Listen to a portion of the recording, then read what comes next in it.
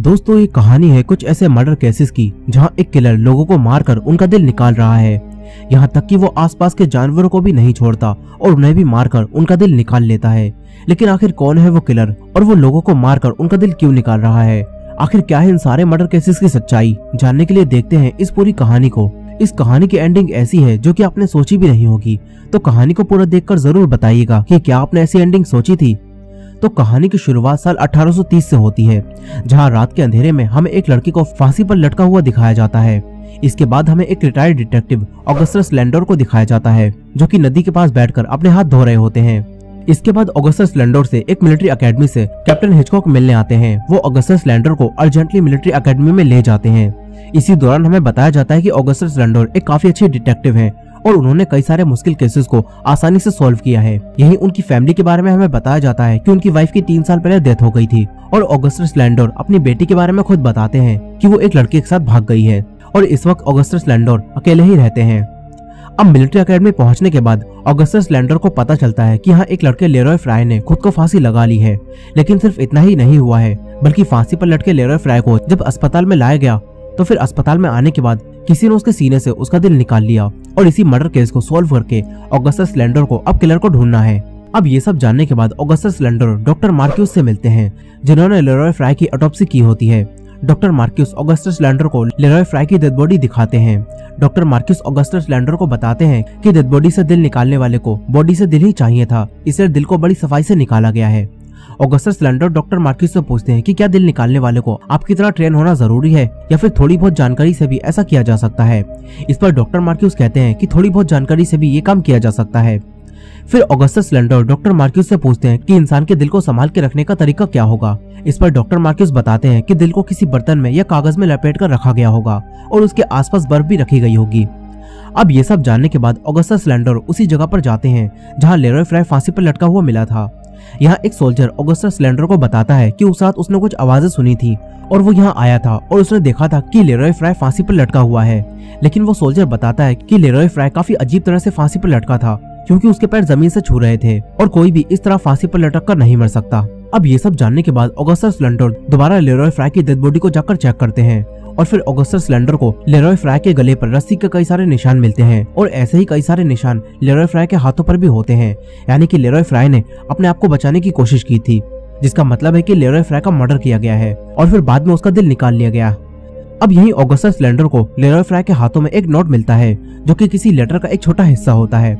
Augustus Landour उसे अपने पास रख लेते हैं ताकि उसकी मदद से ऑगस्टस लैंडोर आगे इस केस पर इन्वेस्टिगेशन कर सकें। अब इसके बाद ऑगस्टस लैंडोर आगे की इन्वेस्टिगेशन करते हैं। इसी दौरान एक सोल्जर जिसका नाम एडगर एलन पो होता है, वो ऑगस्टस लैंडोर से आकर बात करता है और कहता है कि उसने भी इस केस पर थोड़ी बहुत जानकारी इकट्ठा की थी और वो इस नतीजे पर पहुंचा है कि जिसने भी लेरॉय फ्राई के साथ ये सब किया है वो जरूर एक पोएट होगा।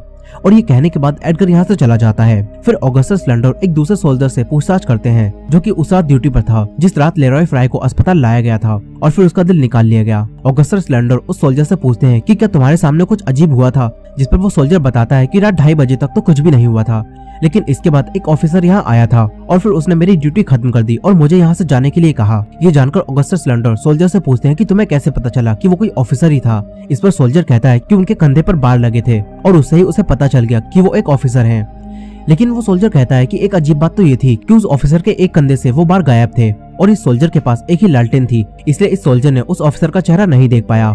ऑगस्टस लैंडोर को सोल्जर की ये बातें सच लगती हैं। इसके बाद रात में ऑगस्टस लैंडोर फिर से उसी सोल्जर एडगर से मिलते हैं।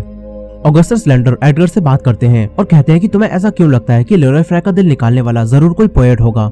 इस पर एडगर कहता है कि दिल एक सिंबल है और इस वजह से ही उसे ऐसा लगता है कि लेरॉय फ्राई का दिल जिसने भी निकाला है वो कोई पोएट होगा। साथ ही एडगर यहाँ ये भी बताता है कि वो खुद भी एक पोएट है। इसके बाद एडगर ऑगस्टस लैंडोर को लेरॉय फ्राई के एक रूममेट के बारे में बताकर उससे पूछताछ करने के लिए कहता है। एडगर कहता है कि लेरॉय फ्राई की मौत से कुछ दिनों पहले उसका उसके रूममेट से झगड़ा हो गया था, लेकिन किसी को भी ये नहीं पता कि झगड़ा किस बात पर हुआ था। अब एडगर से ये सब जानने के बाद अगले दिन ऑगस्टस लैंडोर लेरॉय फ्राई के उसी रूममेट से पूछताछ करते हैं। लेरॉय फ्राई का रूममेट ऑगस्टस लैंडोर को बताता है कि लेरॉय फ्राई बुरे लोगों के साथ रहने लगा था और इसी वजह से उसका उसके रूममेट से झगड़ा हो गया था। लेकिन वो बुरे लोग कौन है ये बात ये सोल्जर भी नहीं जानता। ये सोल्जर सिर्फ इतना ही जानता है कि वो बुरे लोग भी अकेडमी में रहने वाले दूसरे सोल्जर हैं। अब ये कहकर ये सोल्जर भी यहाँ से चला जाता है। फिर ऑगस्टस स्लेंडर और कैप्टन हिचकॉक को पता चलता है कि कुछ मरे हुए जानवर मिले हैं जिनके सिरे से उनका दिल भी निकाल लिया गया है। और ये जानकर कैप्टन हिचकॉक अब अकेडमी में सभी सोल्जर्स पर और भी ज्यादा पाबंदियां लगा देते हैं और यहाँ नाइट कर्फ्यू लागू कर दिया जाता है। लेकिन फिर ऑगस्टस स्लेंडर एडगर को छुपकर अपने काम में शामिल कर लेते हैं क्योंकि एडगर इस केस में काफी इंटरेस्टेड था और ऑगस्टस स्लेंडर को किसी ऐसे की जरूरत थी जो कि उन्हें अकेडमी के अंदर की खबरें दे सके। इसलिए अब ऑगस्टस स्लेंडर एडगर से मिलते हैं और उसे छुपकर अपना साथ देने के लिए कहते हैं। ऑगस्टस स्लेंडर एडगर को वही नोट दिखाते हैं जो कि उन्हें लेरॉय फ्राई के हाथ से मिला था और ऑगस्टस स्लेंडर एडगर से इस नोट को सॉल्व करने के लिए भी कहते हैं। फिर रात में एडगर और ऑगस्टस दोनों मिलकर इस नोट को सॉल्व कर लेते हैं और इन्हें पता चलता है कि ये नोट एक लेटर था जो कि किसी ने लेरॉय फ्राई को लिखकर एक जगह पर मिलने के लिए बुलाया था। इन्हें ऐसा लगता है कि जरूर वो कोई लेडी होगी जिसने ऐसा किया होगा और ये सब सुनकर एडगर कहता है कि अगर वो कोई औरत है तो शायद मैंने उसे देखा है। एडगर बताता है कि जिस दिन लेरॉय फ्राई के साथ ये सब कुछ हुआ तो सुबह उसे इस सब के बारे में कुछ भी पता नहीं था। वो सुबह उठा और उसने एक पोएम लिखी। इसके बाद उसने एक लड़की को देखा जो कि काफी उदास थी और अकेडमी के बाहर से गुजर रही थी। ये सुनकर ऑगस्टस स्लेंडर पूछते हैं कि वो लड़की कौन थी। इस पर एडगर कहता है कि वो ये नहीं जानता। अब इसके बाद सीन अगले दिन पर शिफ्ट होता है जहाँ ऑगस्टस स्लेंडर अब लेरॉय फ्राई के दिल को ढूंढ रहे होते हैं। ऑगस्टस स्लेंडर को याद होता है कि डॉक्टर मार्क्यूस ने कहा था कि दिल को ठीक बनाए रखने के लिए उसके आसपास बर्फ रखी गई होगी और यही ऑगस्टस स्लेंडर को एक पुराना हाउस भी मिल गया होता है जिसे आइस हाउस ही कहा जाता है। ऑगस्टस स्लेंडर आइस हाउस में जाते हैं और एडगर को भी एक लेटर देकर वहां बुला लेते हैं। इसके बाद इन दोनों को आइस हाउस में कुछ सिंबल मिलते हैं और उन्हें देखकर ऐसा लगता है कि यहाँ कोई रिचुअल किया गया हो। ऑगस्टस स्लेंडर उन सिंबल्स को एक डायरी में बनाकर उनके बारे में जानने के लिए एक आदमी के पास जाते हैं जिसका नाम प्रोफेसर जॉन पेपे होता है जो कि ऑगस्टस स्लेंडर के काफी अच्छे दोस्त भी होते हैं। यहाँ आकर ऑगस्टस स्लेंडर प्रोफेसर जॉन को वही सिंबल दिखाते हैं। प्रोफेसर जॉन इन्हें बताते हैं कि ये मैजिकल सिंबल है। इसके बाद प्रोफेसर इन्हें एक आदमी की बुक दिखाते हैं जिसने विचेस को मारा था और उस बुक को लिखा था और इस बुक में ब्लैक मैजिक के बारे में लिखा गया होता है और इसमें बताया गया होता है कि ब्लैक मैजिक करने के लिए कभी कभी फांसी पर लटके इंसान का दिल भी चाहिए होता है। इससे एडगर और ऑगस्टस स्लेंडर को लगने लगता है कि लेरॉय फ्राई का दिल निकालने वाला जरूर किसी तरह का कोई ब्लैक मैजिक कर रहा होगा। फिर यही प्रोफेसर जॉन इन्हें एक और मशहूर आदमी के बारे में बताते हैं जिसने विचेस को मारा था और उसने कई सारी किताबें भी लिखी थी जिसमें से एक किताब में उसने इमोर्टल होने का राज भी बताया था। लेकिन वो किताब अब कहाँ है ये कोई भी नहीं जानता। अब ये सब जानने के बाद ऑगस्टस स्लेंडर के कहने पर एडगर अकेडमी में बाकी सोल्जर के साथ मिल जाता है और ये पता लगाने की कोशिश करता है कि उनमें से कोई जादू टोना जानता है क्या। और फिर एडगर को एक सोल्जर के बारे में पता चलता है जिसका नाम आर्टिमस मार्क्यूस होता है और वो डॉक्टर मार्क्यूस का बेटा होता है। एडगर आर्टिमस के साथ मिल जाता है। इसके बाद एडगर ऑगस्टस स्लेंडर से मिलने आता है। यहीं एडगर को ऑगस्टस स्लेंडर के पास कई सारी बुक मिलती हैं और इन्हीं बुक में एक पोएट्री बुक भी होती है। एडगर उसे देखकर कहता है कि आपको तो पोएट्रीज पसंद नहीं है तो ये बुक यहाँ क्या कर रही है। ऑगस्टस स्लेंडर बताते हैं कि ये मेरी बेटी की बुक है जिसका नाम मेटी था लेकिन अब वो किसी के साथ भाग चुकी है। अब ये सब जानने के बाद एडगर ऑगस्टस के साथ थोड़ी सिंपैथी जताता है। इसके बाद एडगर ऑगस्टस स्लेंडर को आर्टिमस मार्क्यूस के बारे में बताकर कहता है कि वो आर्टिमस और उसके करीबी दोस्तों के बीच शामिल होने में कामयाब हो गया है। फिर इसके बाद रात में एडगर आर्टिमस और उसके दोस्तों से मिलता है जो कि अकेडमी में कर्फ्यू के दौरान भी बाहर होते हैं। एडगर उन सब में शामिल हो जाता है और यहीं एडगर एक और लड़के बेलिंजर से मिलता है। इसके बाद एडगर रात में यहाँ से वापस चला जाता है। वहीं दूसरी तरफ ऑगस्टस स्लेंडर को रात में अपनी बेटी दिखती है जो कि काफी घबराई हुई होती है और वो अपनी ड्रेस से कुछ छुटाने की कोशिश कर रही होती है। ऑगस्टस स्लेंडर उसके पास जाते हैं मगर तभी वो वहां से गायब हो जाती है और ऑगस्टस स्लेंडर को पता चलता है कि ये सब बस उनका वहम था। इसके बाद ऑगस्टस स्लेंडर अपनी बेटी की उसी ड्रेस को पकड़कर रोने लगते हैं और ऑगस्टस स्लेंडर को अपनी बेटी की बहुत याद आ रही होती है। अब अगले दिन लेरॉय फ्राई का फ्यूनरल रखा जाता है जहाँ लेरॉय फ्राई की मॉम भी आई होती है। लेरॉय फ्राई की मॉम ऑगस्टस स्लेंडर को लेरॉय फ्राई की डायरी देती हैं जो कि बेलिंजर ने उसी दिन उसके रूम से चुराकर उसकी मॉम को दे दी थी जिस दिन लेरॉय फ्राई का मर्डर हुआ था। और बेलिंजर वही सोल्जर है जिसे एडगर आर्टिमस के दोस्तों के रूप में मिला था। अब यहाँ ऑगस्टस स्लेंडर को लेरॉय फ्राई की डायरी तो मिल जाती है लेकिन उसमें क्या लिखा है ये जानने के लिए ऑगस्टस स्लेंडर को इस डायरी को डिकोड करना होगा। इसलिए अब ऑगस्टस स्लेंडर इस डायरी को डिकोड करने में लग जाते हैं। वहीं दूसरी तरफ एडगर आर्टिमस और बेलिंजर के साथ आर्टिमस के घर जाता है जहां एडगर आर्टिमस की बहन लिया से मिलता है और एडगर और लिया में काफी अच्छी बातचीत होती है। एडगर लिया के पैर में पड़ जाता है और एडगर लिया से अपने साथ घूमने आने के लिए कहता है। वहीं बेलिंजर एडगर को देखकर काफी जल रहा होता है क्योंकि बेलिंजर लिया को पसंद करता है। अब इसके कुछ दिनों बाद एडगर लिया के साथ घूमने जाता है। एडगर लिया के साथ काफी अच्छी बातचीत करता है और लिया एडगर के साथ काफी अच्छा टाइम स्पेंड कर रही होती है मगर तभी लिया की तबीयत बिगड़ जाती है और उसे किसी तरह के दौरे पड़ने लगते हैं लेकिन थोड़ी देर में लिया ठीक हो जाती है। इसके बाद लिया एडगर को बताती है कि उसके साथ कभी कभी ऐसा होता रहता है। इसी दौरान दूसरी तरफ हमें ऑगस्टस स्लेंडर को भी दिखाया जाता है जो कि लेरॉय फ्राई की डायरी को डिकोड करने की कोशिश कर रहे होते हैं और finally Augustus slender Leroy fry की डायरी को डिकोड कर लेते हैं। फिर इसके बाद हम रात के सीन को देखते हैं जहां एडगर कहीं जा रहा होता है मगर तभी अंधेरे में बेलिंजर एडगर पर हमला कर देता है और बेलिंजर एडगर को मारने की कोशिश करता है क्योंकि बेलिंजर लिया को पसंद करता है और एडगर और लिया अब काफी करीब आ रहे हैं। इसी वजह से बेलिंजर एडगर को मारता है और उससे लिया से दूर रहने के लिए कहता है। मगर तभी यहाँ ऑगस्टस लैंडोर आ जाते हैं और वो बेलिंजर से एडगर को बचा लेते हैं और बेलिंजर यहाँ से भाग जाता है। मगर एडगर गुस्से में बेलिंजर को जान से मारने की धमकी दे देता है और फिर इसके कुछ दिनों बाद कैप्टन हिचकॉक आकर ऑगस्टस लैंडोर को बताते हैं कि बेलिंजर मिसिंग हो गया है। इसके बाद ऑगस्टस लैंडोर, कैप्टन हिचकॉक और कई सारे सोल्जर्स मिलकर जंगलों में बेलिंजर को ढूंढने जाते हैं और इन्हें जंगलों के अंदर बेलिंजर की डेड बॉडी मिलती है जो कि रस्सी से लटका हुआ होता है और बेलिंजर का दिल भी उसके सीने से गायब होता है। लेकिन जब डॉक्टर मार्क्यूस उसकी डेड बॉडी को चेक करते हैं तो बताते हैं कि इस बार दिल निकालने का तरीका बिल्कुल अलग है और इस बार ये काम किसी नौसिखिए ने किया है, यानी कि लेरोय फ्राई का दिल किसी और ने निकाला है और बेलिंजर को मारकर किसी और ने उसका दिल निकाल लिया है। लेकिन अकेडमी में बाकी सबको लगता है कि बेलिंजर और लेरोय फ्राई को मारने वाला किलर एक ही है। यहीं अब कैप्टन हिचकॉक भी ऑगस्टस लैंडोर को बताते हैं कि आपको अब एडगर पर शक करना चाहिए क्योंकि लेरोय फ्राई के मरने से पहले एडगर से उसका झगड़ा हुआ था और एडगर ने लेरोय फ्राई को भी जान से मारने की धमकी दी थी और फिर लेरोय फ्राई मर गया और अब दोबारा बेलिंजर के साथ ऐसा ही हुआ और अब बेलिंजर भी मर चुका है। अब ये सब जानकर ऑगस्टस लैंडोर एडगर से बात करते हैं और इस सब के बारे में पूछते हैं। एडगर ऑगस्टस लैंडोर को बताता है कि उसने उन दोनों को मारने की धमकी जरूर दी थी लेकिन वो कभी भी सच में किसी को नहीं मार सकता। एडगर कहता है कि अगर वो ऐसी बातों पर लोगों को मारने लगे तो अकेडमी में बहुत कम ही लोग जिंदा बचेंगे क्योंकि पूरी अकेडमी में ज्यादातर सोल्जर्स उसे हमेशा परेशान करते रहते हैं और उसका मजाक उड़ाते रहते हैं। अब ये सब जानकर ऑगस्टस लैंडोर आसानी से एडगर की बातों पर विश्वास कर लेते हैं। इसके बाद ऑगस्टस लैंडोर और एडगर आर्टेमिस के घर डिनर पर बेलिंजर की मौत का शौक मनाने जाते हैं। यहाँ ऑगस्टस लैंडोर डॉक्टर मार्क्यूस से उनकी बेटी लिया की बीमारी के बारे में पूछते हैं। डॉक्टर मार्क्यूस ऑगस्टस लैंडोर को बताते हैं कि उनकी बेटी को अक्सर दौरे पड़ते रहते हैं और उसकी सांसें थम जाती हैं और वो बहुत बुरी तरह से तड़पने लगती है। अब इसके बाद डॉक्टर मार्क्यूस आर्टेमिस के साथ चेस खेलने लगते हैं। वहीं ऑगस्टस लैंडोर छुपकर डॉक्टर मार्क्यूस के घर की तलाशी लेने लगते हैं और ऑगस्टस लैंडोर को यहाँ वही ऑफिसर का कोट मिलता है जिसके एक कंधे से बाहर गायब होते हैं, यानी कि डॉक्टर मार्क्यूस के घर से ही कोई इस कोट को पहनकर उस रात अस्पताल में गया था और उसने ही लेरोय फ्राई का दिल निकाल लिया है। मगर अब तभी यहाँ डॉक्टर मार्क्यूस की वाइफ आ जाती हैं और वो ऑगस्टस लैंडोर को घर की तलाशी लेते हुए देख लेती हैं। फिर ऑगस्टस लैंडोर सबके सामने आते हैं और आर्टेमिस से पूछते हैं कि ये कोट यहाँ क्या कर रहा है। डॉक्टर मार्क्यूस और उसकी वाइफ कहते हैं कि ये कोट आर्टेमिस के अंकल का है और उसके अंकल की उसके पास आखिरी निशानी यही है। अब ऑगस्टस लैंडोर डॉक्टर मार्क्यूस से और कुछ पूछते हैं इससे पहले यहाँ कैप्टन हिचकॉक आ जाते हैं और ऑगस्टस लैंडोर को बताते हैं कि एक और सोल्जर मिसिंग हो गया है।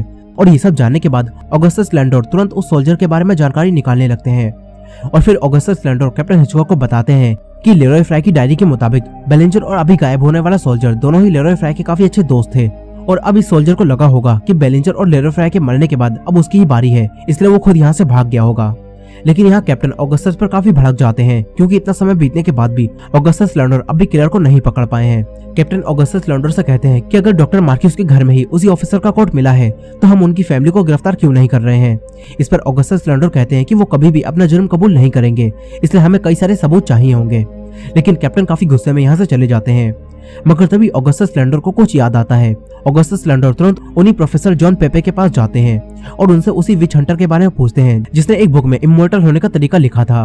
प्रोफेसर जॉन पेपे ऑगस्टस लैंडोर को बताते हैं कि उस विच हंटर का नाम हेनरी ले क्लर्क है और वो एक प्रीस्ट था जिन्हें बांधकर जला दिया गया था। अब इसी बातचीत के दौरान हमें दूसरी तरफ एडगर को दिखाया जाता है जो कि डॉक्टर मार्क्यूस के घर लिया से मिलने जाता है। वहीं दूसरी तरफ प्रोफेसर जॉन पेपे ऑगस्टस लैंडोर को उस डेविल की वर्शिप करने वाले विच हंटर की एक पिक्चर दिखाते हैं जिससे सारी मिस्ट्री सॉल्व हो जाती है क्योंकि ऐसी ही एक पिक्चर ऑगस्टस लैंडोर ने डॉक्टर मार्क्यूस के घर में भी देखी थी और इस पिक्चर को देखने के बाद ऑगस्टस लैंडोर तुरंत डॉक्टर मार्क्यूस के घर जाते हैं। ऑगस्टस लैंडोर डॉक्टर मार्क्यूस से कहते हैं कि मुझे हमेशा से ही आपके पूरे परिवार पर शक था लेकिन मैं ये नहीं पता लगा पा रहा था कि आखिर आप सबको लीड कौन कर रहा है। मगर अब ऑगस्टस लैंडोर ने यह पता लगा लिया है कि सबके पीछे कौन है। ऑगस्टस लैंडोर डॉक्टर मार्क्यूस से कहते हैं कि आपकी बेटी लिया को एक खतरनाक बीमारी है और उसे तो अब तक मर जाना चाहिए था लेकिन वो अब भी जिंदा है, जिसका मतलब है कि कोई उसे लीड कर रहा है और वो कोई और नहीं बल्कि आपके पूर्वज यानी वही विच हंटर हेनरी ले क्लर्क हैं। फिर ऑगस्टस लैंडोर को विच हंटर हेनरी ले क्लर्क की वही खोई हुई बुक भी मिल जाती है जिसमें इमॉर्टल होने का तरीका लिखा है। इसके बाद ऑगस्टस लैंडोर डॉक्टर मार्क्यूस से सारी सच्चाई बताने के लिए कहते हैं। फिर डॉक्टर मार्क्यूस बताते हैं कि उनकी बेटी की हालत पिछले कुछ सालों में लगातार बिगड़ती ही जा रही थी। डॉक्टर मार्क्यूस कहते हैं कि उन्होंने अपनी बेटी को बचाने के लिए बहुत कोशिश की थी और उसे हर वो दवाई दी थी जो कि उसकी बीमारी को ठीक कर सके, लेकिन उनकी बेटी पर दवाइयों का कोई भी असर नहीं हो रहा था। और फिर डॉक्टर मार्क्यूस को पता चला कि उनकी बेटी बस 3 महीने ही जिंदा रह पाएगी। लेकिन फिर एक दिन लिया विच हंटर हेनरी ले क्लर्क से मिली और फिर हेनरी ले क्लर्क ने उसे ब्लैक मैजिक के जरिए जिंदा रहने का तरीका बताया। अब ये सुनकर ऑगस्टस लैंडोर समझ जाता है कि लिया और आर्टेमिस ने मिलकर ही लेरॉय फ्राई को मारकर उसका दिल निकाल लिया होगा ताकि वो ब्लैक मैजिक कर सके। लेकिन डॉक्टर मार्क्यूस कहते हैं कि आर्टेमिस और लिया ने लेरॉय फ्राई को नहीं मारा, बल्कि उन्हें लेरॉय फ्राई पहले ही मरा हुआ मिला था। डॉक्टर मार्क्यूस कहते हैं कि उन्होंने लेरॉय फ्राई का मर्डर नहीं किया है, मगर ऑगस्टस लैंडोर इस बात पर विश्वास नहीं करते। वहीं दूसरी तरफ लिया एडगर को बेहोश करके आइस हाउस में ले जाती है, जहां आर्टेमिस और उसकी मॉम भी होती हैं और लिया के हाथों में लेरॉय फ्राई का दिल होता है। और अब ये मिलकर एडगर की बलि देकर शायद कुछ ब्लैक मैजिक करने वाले हैं, जिससे लिया और ज्यादा समय तक जिंदा रह पाएगी। और शायद यही वो इमॉर्टल बने रहने का तरीका है जो कि विच हंटर हेनरी लेक्लर्क ने अपनी बुक में बताया था। लेकिन ये सब होने से पहले ही वहीं दूसरी तरफ ऑगस्टस लैंडोर को याद आ जाता है कि यहाँ ना ही तो लिया है, ना ही आर्टेमिस और ना ही उसकी मॉम, और एडगर का कोड भी बाहर ही पड़ा है, यानी एडगर भी अभी अकेडमी में वापस नहीं गया है। जिससे ऑगस्टस लैंडोर समझ जाते हैं कि ये लोग एडगर के साथ कुछ तो करने वाले हैं। इसलिए ऑगस्टस लैंडोर तुरंत आइस हाउस में जाते हैं, जहां जाकर ऑगस्टस लैंडोर लिया को रोकने की कोशिश करते हैं। लेकिन आर्टेमिस ऑगस्टस लैंडोर को रोकने के लिए उनसे फाइट करने लगता है और इसी दौरान कुछ मोमबत्तियां गिरने की वजह से आइस हाउस में आग लग जाती है और लिया के ऊपर कुछ लकड़ियां गिर जाती हैं। आर्टेमिस लिया को बचाने के लिए जाता है, लेकिन वो खुद भी वहीं दब जाता है। ऑगस्टस लैंडोर एडगर और लिया की मॉम को वहां से बचाकर बाहर ले आते हैं। इसके बाद हमें कुछ समय बाद का सीन दिखाया जाता है, जहां एडगर को दिखाया जाता है जो कि हॉस्पिटल में बेड पर होता है। वहीं डॉक्टर मार्क्यूस ने अपना इस्तीफा दे दिया होता है और कोर्ट ने डिसाइड किया होता है कि वो लिया की मॉम को सजा नहीं देंगे, क्योंकि उन्हें पहले ही सजा मिल चुकी है, क्योंकि लिया और आर्टेमिस दोनों ही आइस हाउस में लगे आग में जलकर मर चुके हैं और एक माँ के लिए इससे बड़ी सजा और कोई नहीं हो सकती। इसलिए कोर्ट लिया की मॉम को सजा नहीं देता। फिर कैप्टन हिचकॉक ऑगस्टस लैंडोर को ये सब बताते हैं और अब ऑगस्टस लैंडोर का काम खत्म हो चुका है, क्योंकि मिस्ट्री सुलझ चुकी है। सबको लगता है कि डॉक्टर मार्क्यूस की फैमिली ने ही लेरॉय फ्राई को मारकर उसका दिल निकाला था ताकि लिया जिंदा रह सके, लेकिन अब वो भी नाकामयाब हो चुकी है और ये केस भी अब यहीं क्लोज हो जाता है। मगर क्लाइमैक्स अभी बाकी है, क्योंकि जैसा कि डॉक्टर मार्क्यूस ने कहा था कि आर्टेमिस और लिया को लेरॉय फ्राई पहले ही मरा हुआ मिला था, तो आखिर किसने लेरॉय फ्राई को मारा था, चलिए देखते हैं। तो अब केस क्लोज होने के कुछ दिनों बाद जब एडगर ठीक हो जाता है, तो एडगर ऑगस्टस लैंडोर के घर आता है और कहता है कि मुझे आपकी बेटी मैटी के बारे में सारी सच्चाई पता है। और यहाँ खुलता है असली राज। एडगर ऑगस्टस लैंडोर को वही पर्ची दिखाता है जो कि इन्हें लेरॉय फ्राई के हाथ से मिली थी। एडगर कहता है कि आपने ये पर्ची मेरे पास छोड़कर बहुत बड़ी गलती कर दी। फिर एडगर ऑगस्टस लैंडोर को उन्हीं का छोड़ा हुआ एक नोट दिखाता है जो कि उन्होंने आइस हाउस में आने के लिए एडगर को दिया था। और एडगर बताता है कि लेरॉय फ्राई के हाथ से मिली पर्ची की हैंडराइटिंग और ऑगस्टस लैंडोर की हैंडराइटिंग बिल्कुल सेम है, यानी कि ऑगस्टस लैंडोर ने ही लेरॉय फ्राई को वो लेटर लिखकर वहां मिलने के लिए बुलाया था और उसे मार दिया। लेकिन आखिर क्यों? इस पर एडगर कहता है कि उसे एक लेडी से पता चल गया था कि दरअसल ऑगस्टस लैंडोर की बेटी किसी के साथ भागी नहीं थी, बल्कि अकेडमी बॉल से वापस घर आते वक्त 3 लड़कों ने मैटी का रेप किया था और उसे वहां मरने के लिए छोड़ दिया था। और वो 3 लड़के और कोई नहीं बल्कि लेरॉय फ्राई, बेलिंजर और मिसिंग वो तीसरा सोल्जर है, जिन्होंने ऑगस्टस लैंडोर की बेटी मैटी का रेप किया और उसे वहीं मरने के लिए छोड़ दिया। लेकिन इसके बाद मैटी ऑगस्टस लैंडोर को मिल गई। लेकिन इस हादसे के बाद मैटी काफी परेशान रहने लगी। उसने गॉड से प्रेयर की ताकि गॉड उसकी मदद कर सके, लेकिन इस सब का कोई असर नहीं हुआ और आखिर में मैटी ने बाहर से नीचे कूदकर अपनी जान दे दी। ऑगस्टस लैंडोर ने मैटी को रोकने की कोशिश की, लेकिन वो अपनी बेटी को नहीं बचा पाए। लेकिन फिर ऑगस्टस लैंडोर ने बदला लेने का डिसाइड किया। ऑगस्टस लैंडोर को अपनी बेटी के हाथ से एक लॉकेट मिला था जो कि उन्हीं 3 लड़कों में से एक का था जिन्होंने मैटी का रेप किया था। और फिर उस लॉकेट की मदद से ऑगस्टस लैंडोर ने लेरॉय फ्राई के बारे में पता लगाया और ऑगस्टस लैंडोर ने ही वही लेटर लिखकर लेरॉय फ्राई को वहां मिलने के लिए बुलाया था और उससे रेप करने वाले उसके बाकी दोनों साथियों का नाम पूछकर लेरॉय फ्राई को मार दिया। इसके बाद एक कोइंसिडेंट हुआ और लिया और आर्टेमिस को फांसी पर लटके हुए एक इंसान का दिल चाहिए था और फिर उन्हें वो मिल गया। लेकिन लेरॉय फ्राई की मौत के अगले दिन ही मिलिट्री एकेडमी ने लेरॉय फ्राई को मारने वाले को ही उसका केस सोल्व करने का काम दे दिया और इस तरह ऑगस्टस लैंडोर को एक तरीका मिल गया जिससे वो अपना किया हुआ मर्डर छुपा सकते थे। और इस तरह ऑगस्टस लैंडोर ने ही इस सब का फायदा उठाकर बेलिंजर को भी मार दिया और फिर उसका दिल निकाल लिया। और इसी वजह से बेलिंजर का दिल निकालने का तरीका अलग था और हकीकत में ऑगस्टस लैंडोर ने ही बेलिंजर और लेरॉय फ्राई दोनों को मारा होता है और ऑगस्टस लैंडोर ने ही जानवरों को मारकर उनका दिल निकाल लिया होता है ताकि इस सब को वो आर्टेमिस, लिया और ब्लैक मैजिक से जोड़कर खुद को बचा सके। और आखिर में ऐसा ही हुआ। ऑगस्टस लैंडोर ने उन दोनों को मार दिया जिन्होंने उनकी बेटी का रेप किया था और उनका तीसरा साथी जहाँ कहीं भी होगा वो हमेशा इसी डर में जीता रहेगा कि ना जाने कब उसका मर्डर हो जाए। लेकिन अब एडगर ये सारी सच्चाई जान चुका है और उसके पास 2 नोट हैं जो कि ऑगस्टस लैंडोर को सजा दिलवा सकते हैं। और अब ऑगस्टस लैंडोर भी एडगर को ऐसा करने से रोकते नहीं। वो कहते हैं कि आज नहीं तो कल मैं तुम्हें ये सारी सच्चाई खुद ही बताने वाला था। लेकिन एडगर काफी गुस्से में होता है क्योंकि वो लिया से प्यार करने लगा था और अब ऑगस्टस लैंडोर की वजह से हर कोई लिया को एक गुनहगार के रूप में याद करेगा। एडगर काफी परेशान होता है कि वो क्या करे। वो चाहे तो ऑगस्टस लैंडोर को ये सब करने के लिए फांसी दिलवा सकता है, लेकिन एडगर ये नहीं करता। एडगर जाते हुए उन दोनों पर्चियों को मोमबत्ती से जला देता है और ये देखकर ऑगस्टस लैंडोर रोने लगते हैं और एडगर से कहते हैं कि काश उस रात मैटी उन तीनों से मिलने के बजाय तुमसे मिली होती तो हम एक अच्छी फैमिली बन सकते थे। ये सुनकर एडगर ऑगस्टस लैंडोर से कहने की कोशिश करता है कि क्या हम अभी ये फैमिली नहीं बन सकते, लेकिन एडगर ये नहीं कह पाता और ऑगस्टस लैंडोर को अलविदा कहकर यहाँ से चला जाता है। अब मूवी के आखिर में हम ऑगस्टस लैंडोर को देखते हैं जो किसी पहाड़ पर जाकर मैटी के बालों के रिबन को उड़ाते हैं और अपनी बेटी मैटी से कहते हैं रेस्ट माय लव। और इसी एंडिंग के साथ ये मूवी यहीं खत्म हो जाती है। सो दोस्तों, ये थी the pale blue I movie की फुल स्टोरी। कमेंट में बताना मत भूलिएगा कि क्या इस तरह के क्लाइमैक्स ने आपको हैरान किया या नहीं। और अगर ये वीडियो पसंद आई हो तो वीडियो को लाइक करना मत भूलिएगा और चैनल पर नए हो तो चैनल को सब्सक्राइब कर लीजिए। मिलते हैं नेक्स्ट वीडियो में।